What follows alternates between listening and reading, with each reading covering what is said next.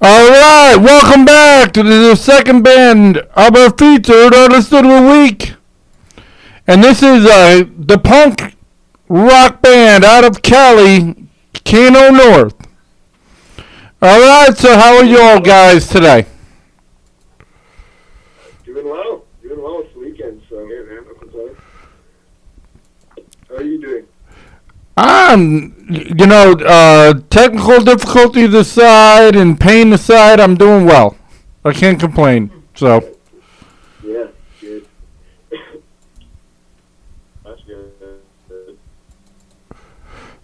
All right. So why don't you tell everybody about who you are and what exactly you do? Okay, I'll go first. I'm Charles. I sing and play guitar in Keyno North. Austin, who can't be here, is the other guitarist and vocalist in our band. And you want to go, Matt? Oh yeah, then my name is Matt Carrion. I play drums for Keyno North.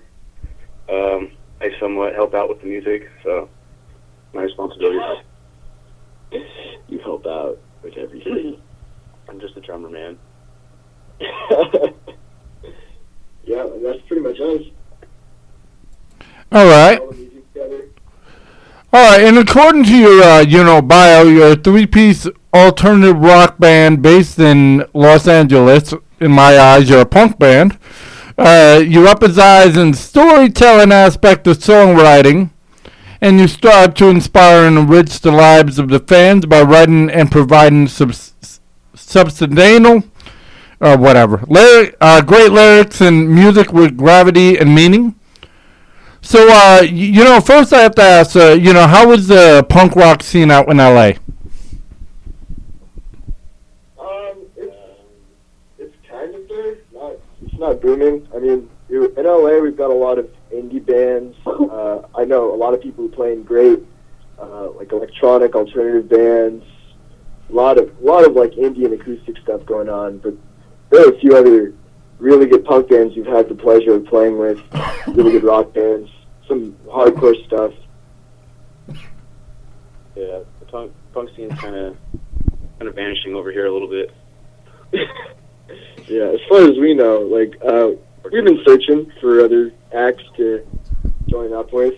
There's a really big math rock scene in Pasadena, but yeah, punk's a little harder to come by. All right, and how important is it to write about things people can relate to? That's probably one of the most important things, right? If you're not writing stuff that people are going to resonate with, then why are they going to listen? Unless you're, like, writing dance music, in which case it's a totally different purpose. But, yeah, I think that's one of the most important things about writing rock music especially. People go to it for the emotion and for that, especially in, like, the punk and the emo scene that kind of goes with it, that emotional pull that'll keep you engaged. Yeah, exactly. And what does Keyno North mean to y'all? The name of the band.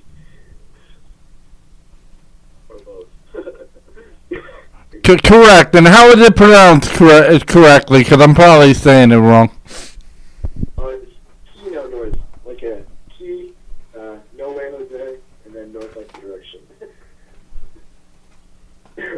That's our guitarist Austin sometimes at our shows will hold up a pair of keys when describing our name to help people. And it's a weird name. It's actually it's the name of a local Pasadena gangster that my friend told me about that he used to work with, and we were closing up late at the yogurt shop I used to work at, and he told me some of the crazy stories about that guy, and so I was like, that's a really sick name. Maybe I'll use it for a band one day, and then yeah, we ended up using it.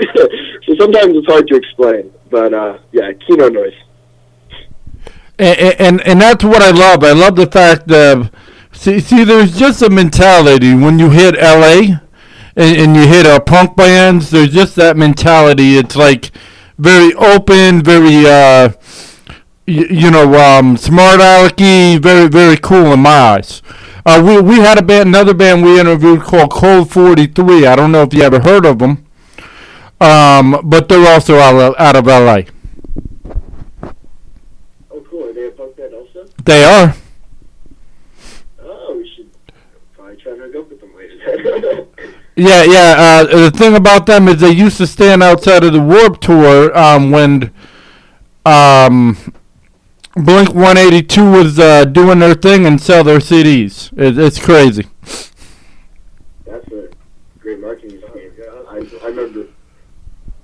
Yeah, I don't know about you, Matt, but I used to get the CDs from people I was at work there all the time. That was always a lot of fun. Yeah, honestly, like, it was always the like the smaller bands, like the little EPs that you would get, like, personally, like, they meant the most to me. I get the most out of those. Yeah. With the hand-drawn artwork and stuff, that was great. Good stuff. Exactly. Support the local scene. All right, and is there a reason behind such complex song titles? That's my fault. I write a lot.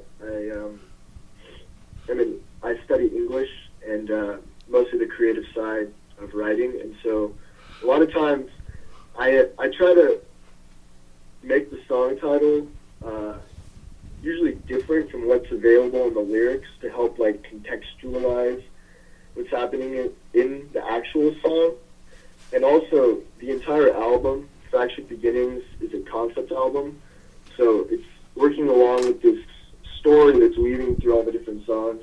And so I try to create setting and theme by using songs like the name Chrysanthemum Noise and Floral and Acrid are both going off of these floral images, and then you have floral images coming up in the lyrics of Old Me Called Mosquito Wings. So a lot of it is to help link things together, and it's just how I write. Also, sometimes things come out long-winded and complicated. Well, at least they can't say you're a dumbass. Try not to be. All right, so who would you say is your biggest musical influences? You want to go first, Charles? Yeah, I can go first. Well, Incubus is probably my biggest influence in general. I really like Tom Morello. He's probably one of my biggest guitarist influences. Our other guitarist hates him so much, but he really shaped the way I look at sound and utilizing effects and rhythm and whatnot. A lot of single note melodies rather than using chords and stuff. And then I love bands nowadays. I look at a lot of the local scene like Balance Composure and stuff from that, like Tiger Straw, Pity Sex. That stuff really influences me now because it's happening now, and it's cool to see where bands are taking their sounds. Yeah, personally for me, musical influences, drumming wise, of course, Alkaline Trio, AFI, Under Oath helped me out a lot. But I guess more or less when I started jamming and playing with Charles and Austin and everything, our style kind of just formed into its own thing, you know. So my drumming kind of doesn't really portray what I grew up listening to, I guess, but it's still good. It's still fun. In your opinion, go ahead. I'm sorry. Oh, I was just say our music style. It's not really representative of what influences us, because really all three of us are influenced by really different stuff, and so it's kind of weird when we all come together. We'll say what we're influenced by. I'll say Incubus, and then people will be like, why? You don't sound anything like Incubus. So yeah, like what Matt was saying, he's influenced by Alkaline Trio and stuff, but it doesn't sometimes it almost doesn't come through because we're so affected by what the other people in the band are playing. So yeah, it's kind of weird. Yeah, because we all kind of come from a a hardcore metal background a little bit, so I guess it kind of ties into the music that we play now. But Yeah. I guess we all kind of slow it down a little bit, but it's more intricate. Yeah. All right. In your opinion, has the punk scene changed? Because I grew up in the days of Green Day, Offspring, Rancid, and you just don't see bands like that anymore. Yeah, you're right. You don't. I think a lot of the punk scene probably changed when bands like the early bands like AFI and stuff, which are like the punk stuff we grew up with. I know you definitely that. But it's like they changed. The emo scene came out, and alternative and punk kind of died with the '90s in a way. But yeah, everything, the introduction of electronics, and just the whole like streaming and everything. There's so much has affected what the punk scene was before, and a lot of the punk scene I think had to do with like making very strong statements, and a lot of the strong statements have shifted from being political to being more like about who we are as people and who we are like in context of our communities and how we treat each other. That's what I hear from a lot of the newer punk bands. It's like about figuring out who we are. Yeah, slowly maturing a little bit. All right. And what is the message Keyno North is trying to display? Oh, it's hard. Well, with Fractured Beginnings, we really wanted to create like something meaningful that people could grasp onto. But I know that when writing it, I was going through a lot of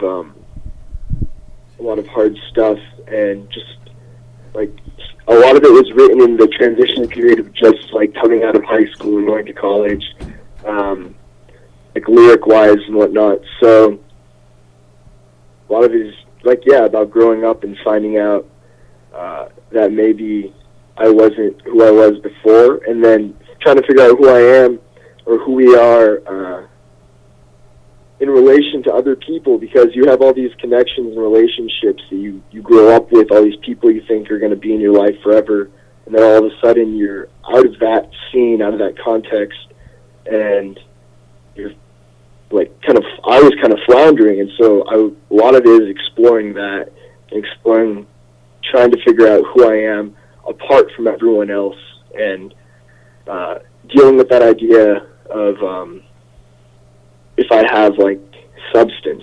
So it's a lot of it is I was trying to write something way more uplifting than what I'm explaining now. But the whole album's idea is that there's like a lot of dark and dirty stuff that we as people have to go through, especially in developing healthy mental and like in terms of like mentality and our psyche. So in dealing with that dirty stuff and actually acknowledging it, what can I do to be a better person and to live a happier life after that? So that's like where the album ends, after going through a lot of the stuff like loneliness and depression and losing people and pushing people away. So yeah, it's hope. Hopefully it's about hope. All right, and how would you all define success for you as a band in 5 years from now?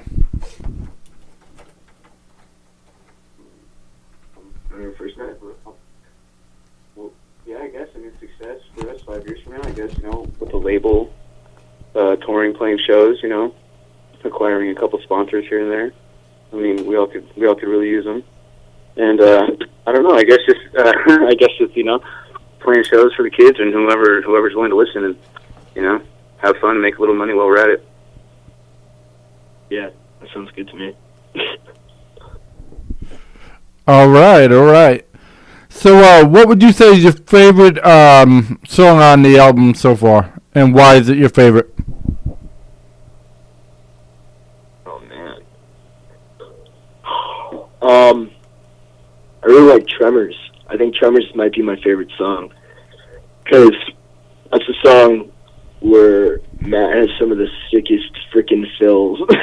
I remember recording guitar for it, and me and our producer Danny Garcia, who recorded and like engineered the entire album, we were recording one of my guitar parts, and I had to stop and just like we had to listen to one of the fills because it's so long. It's so long, it's so good, and you're just like, how do I play guitar over that? That's insane. So I had to like simplify so I wasn't like blocking out the beauty that was just chilling back there. And also, I don't know, just writing. Austin and I wrote that song together for like 2 months. It took us so long to write, and it was. I felt like we grew a lot as musicians writing that song. I guess for me, probably Stairway right now would be my favorite, just because after getting everything done in the studio and finally listening back and being able to appreciate what we've all been working on, it's just like you can really see like some growth, and like between us as musicians and just individuals and everything, like we really came together on that one. And yeah, I just have to say probably Stairway is my favorite. Sweet. So what's the best feedback that you all received since you released this album? Oh man, that is hard. I'm trying to think about the things I've read and heard from people. My dad gave me a high five. There you go. I don't know. I've heard a lot of good things about especially the quality. Danny, this is his first album he recorded, rock album all the way through, and we're just a local punk band, so people were really surprised by the quality and depth that was available in the recording, because we spent a year and a half recording it. So there's we layered and layered guitar parts, and just we were writing in the studio a lot. So people were really surprised by the small things that were going on in the songs that aren't really characteristic of what a punk band would do. So I think it's weird to say that people's surprise is probably the best feedback I got. All right, and if you could be on stage with anyone or open up for any band, who would it be and why?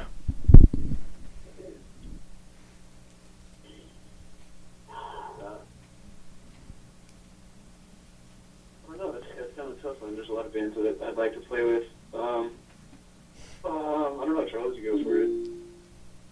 Man, if My Chemical Romance would get back together and let us open up for them, I think that'd be pretty sick. I'd be down with that. All right, and it seems like you may have one of your fans called in and whatnot. Go ahead if you have a question for Keyno North. I guess not. I guess they want to be quiet. We're all shy around here. Well, that's how it works, man. Sometimes you'd be surprised. Sometimes I have 5 people call in and ain't nobody want to speak. I'm like, are you kidding me?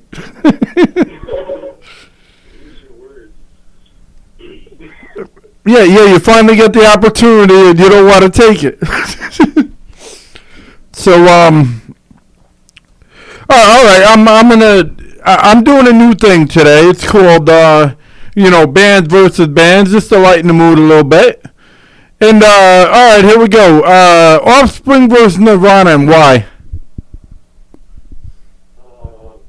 Nirvana would totally, Nirvana for sure.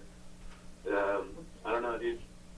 Kurt Cobain, he's got that voice, he's got that style, and then obviously, of course, Dave Grohl's behind the whole entire scene, just smashing, just making everything just sound so amazing, but literally using the least amount of effort. You can just tell, they're just really solid. Yeah. We're talking who would win musically, who do we prefer, who would win in a fight? Because those are two very different questions. Who do you prefer, and who would? Let's do both. Oh, okay. Man, a lot of my friends grew up listening to Nirvana, and they would try to press kind of like pushed it away as a child.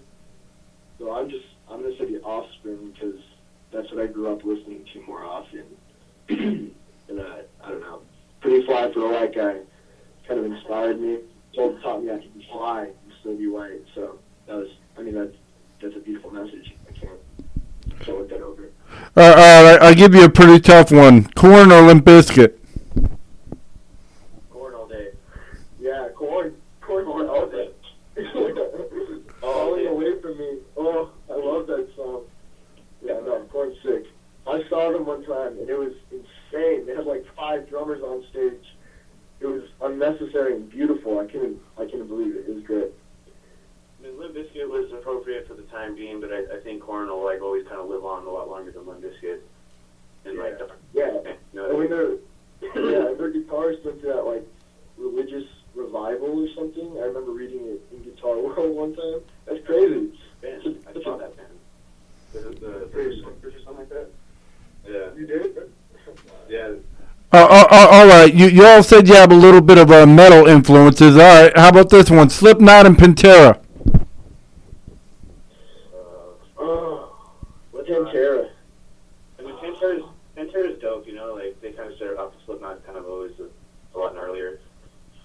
Yeah. I used to like playing those Dimebag riffs. That's fun. When I first started learning to play guitar, that's the stuff that taught me how to play.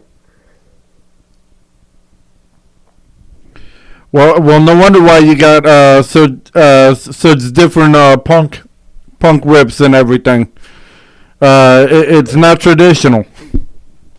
Yeah.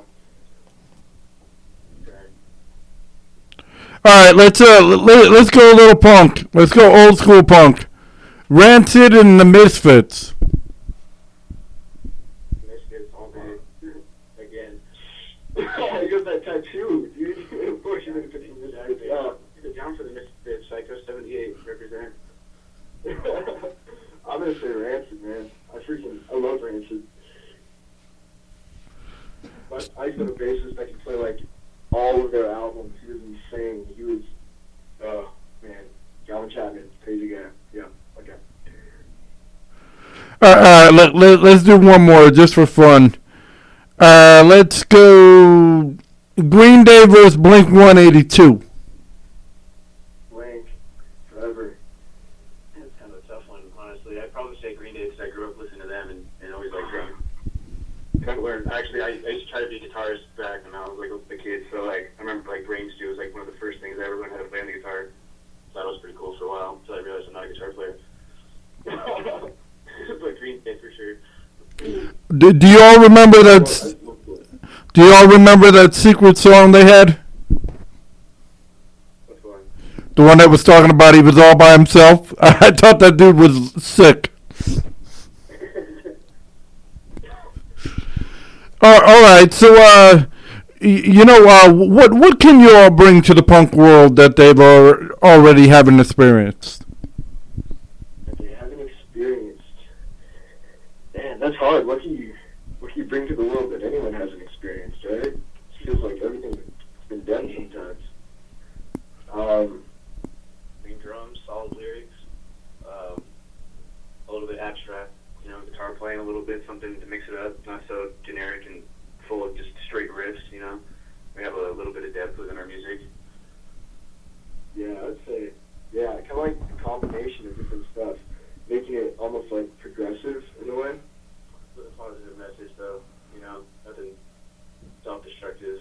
There's, plenty of that going on right now, so anything that's uplifting, I think, would, be good for the crowd these days. All right, and you believe that's what separates Keyno North from every other band out there, punk band? Probably, yeah. I'd say so. I think we kind of understand the boundaries of punk and like what people generally expect from that genre, and so in knowing that we can kind of push away from it but still stay true in a way. I don't know. Yeah, kind of bring, like Matt said, a happier message, more positive, especially. Yeah. I think that's important. What's all the all the awesome antics we get from Austin. On stage, a little bit of alliteration for everybody. Yeah. Austin's he's an amazing guitar player. He goes crazy. He bleeds from his hands like every single show. I don't know how. I don't know why, but it happens. There's someone ran over Sam with the truck. Yeah, it's crazy. So he literally has blood coming out of his hands. Yeah, almost like most shows, we come back and we look at his guitar the next practice, and it's just got blood splattered across the fretboard, like every single time. And his hand is always like he's losing the skin by his fingers so often. It's kind of wild. That's awesome. You know, I seen this band called Chimera. They were spelled like a chimney and whatnot. And I watched the singer, right? And he took the microphone. He kept on bashing himself in the head until he started bleeding. And I'm like, that's the coolest thing ever. So. Like some Jacoby stuff right there from Papa Roach. A little too much. I don't really feel like we're up there on stage, trying to pull a G. Allen and abuse ourselves and get the crowd wild from seeing violence or anything like that. Yeah. Luckily, that all kind of died. So so on a day off, if y'all ever have a day off, what do y'all like to do?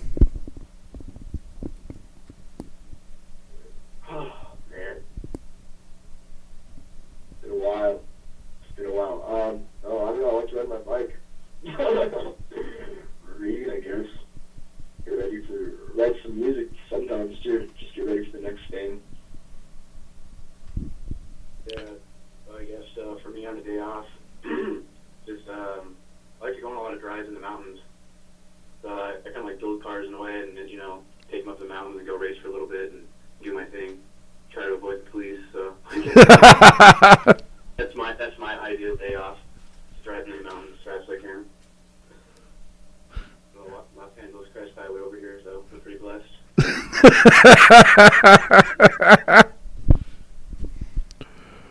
So is there a lot of competition because you are out in LA? A lot of people like to move out to big cities and everything, but that doesn't always work to their advantage. Here, everywhere you turn, there's like, you go to Hollywood, there's like a little club or venue, and there's some band playing in there, every night of the week. Everywhere you go, there's always something going on, and I guess a lot of people, East Coast or Midwest, whatever, they think, coming to Los Angeles, it's all going to happen for you, but, it's like, I've been personally struggling trying to make music and trying to make this happen for like the last 10 years, and, luckily we've gotten this far, but we still got a long road to trek. There's always competition. There's a lot of support too. With all the different bands, you can connect with the right people who are like-minded. They'll just pull each other up. We'll pull each other up together. But yeah, there's a lot of competition because a lot of people want to make it, so makes it hard. All right, and being out in that crazy, LA and whatnot, have you seen, bands try to sabotage each other and whatnot? Yeah, before this band, I was in a band with Austin. It's like a hardcore band out in Sun Valley. We were climbing up the ranks there in the hardcore scene, and this other band hated us because we were just kids in high school, and they were. And then moving on to like adulthood, and they just they hated us and just like contrived a beef out of nothing. So there's definitely like bands just like shit talking and trying to pull each other down sometimes. Stealing cymbals and messing with your equipment, doing all that, and I don't know. You come across them like every so often. I don't think people are really out to like get one another too much. Yeah. Maybe just not support you in any type of way possible. You know what I mean? Yeah. I totally understand. I was just saying because it was out in L.A. And I'm fond of LA. I was born out in Long Beach, so. But so what is the hardest part about being in a band? Social media, for sure. No, that's hard, but sometimes Finding people that are actually dedicated and willing to, sacrifice and put in some work, make everybody do something. I guess it's kind of hard to come across people that are down. Yeah, that is probably the hardest part. But find people you gel with. It's one thing to find people who are like, yeah, I'm down to make music, but then if you guys can't make music together, it's not going to happen. So we're lucky that we found people who are able to match style, even though we come from different backgrounds. So. All right, and if anyone wants to call in and doesn't feel like being shy, you're welcome to at 1-855-403-9071. Sometimes people do, sometimes people don't. It is a Saturday, and everybody's doing a million things on a Saturday. But we have it where people can listen to this anytime. So, all right, what positive advice would you give to somebody trying to start a band?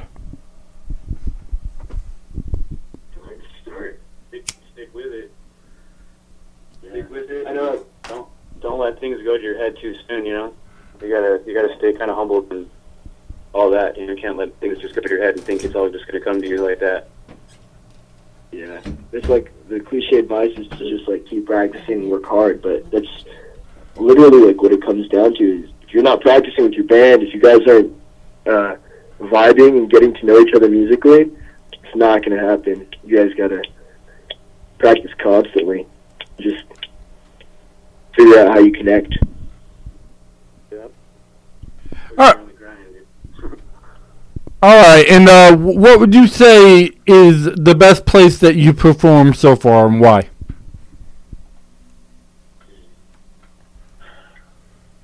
I really like this local venue called, there's two I really enjoy playing at.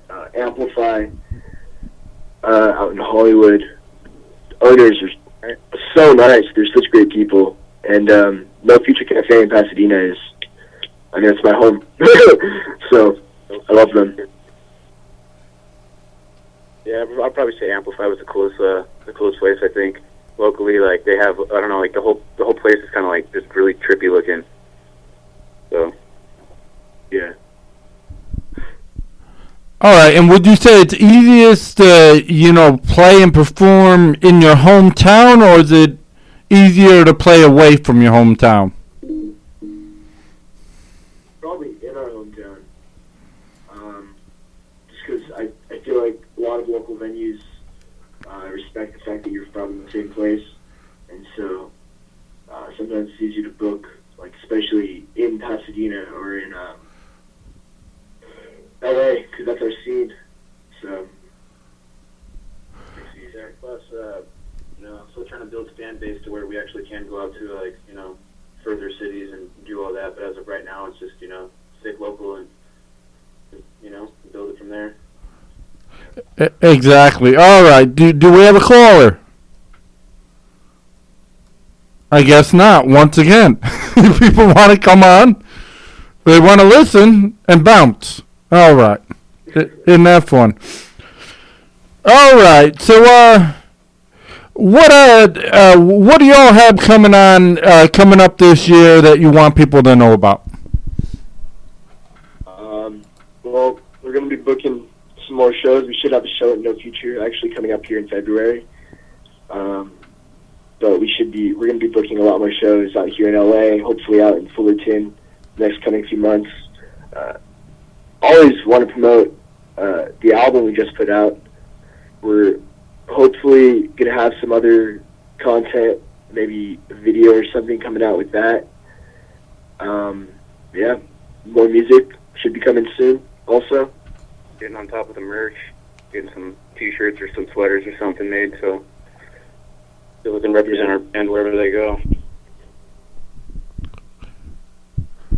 All right, and at the end of the day, people would want to know where they can find your music. So where can they find your music? Where can they buy your music and all that?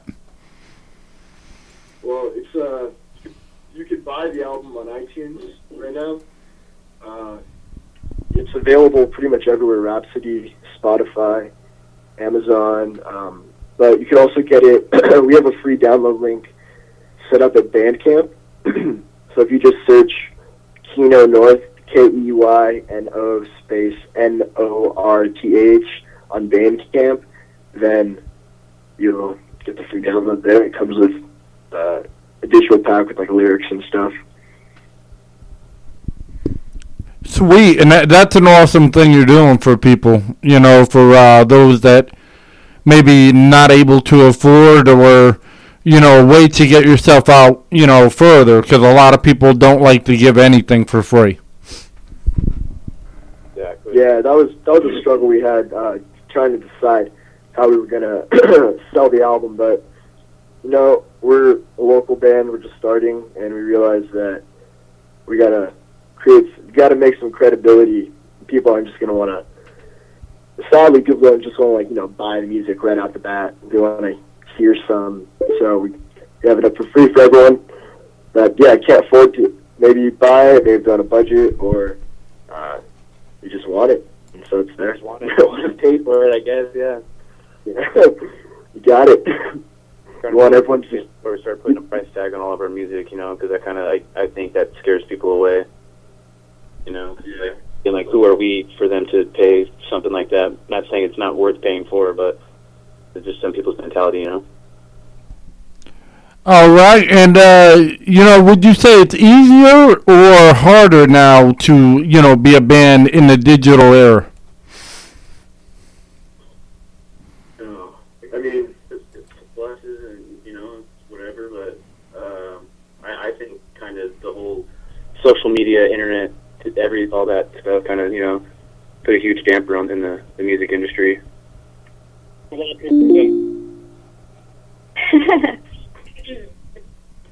All right, do we have a caller here? Hello? What up? Hello. Hi. Hi. Okay, I'm a fan of you guys. You're a great band. My name is Oh, thank you. Aubrey. Thanks, Aubrey. Alright. Okay, so a lot of questions that I was thinking of asking were really covered, but I'll think of a really specific one. One of my favorite songs by you guys is called Grim City Waltz. I want to ask, what's the message or, like, meaning behind that song? If there's any. It's kind of a nuanced song. Because Austin wrote the first verse's lyrics for that song, so he has his own secret meaning for what's going on there.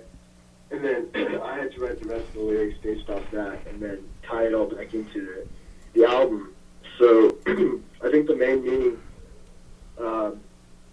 main thing happening is just someone struggling with those kind of like self-denying questions. Like some lyrics are, am I broken? And stuff like that. Just like trying to figure out like what we're worth, and then at a certain point you just have to stop asking yourself those questions and like move forward. So it's probably one of the main messages. It's just like a sense of revelation and letting go of the questions that put you down. Like we shouldn't be forcing that on ourselves. We got to be our biggest cheerleaders in a way. Yeah, that's cool. That's cool. I'm down for that. So, another question, this is more broad, and you probably already covered this, but was there ever, like, a time where you guys almost gave up, and, like, what was it that made you keep going, like, as a band? I think there's been a few times where we've all kind of struggled. Well, I guess for me personally, like a little over maybe 2 months ago, I had to sell all my equipment to get another car to be mobile and to stay alive, I guess, and continue to work. So things are looking pretty bleak there, but fortunately our producer kind of hooked us up. So we're, got the ball rolling again. So there's a little bit of light at the end of the tunnel. Yeah, and we've been through a few bassists.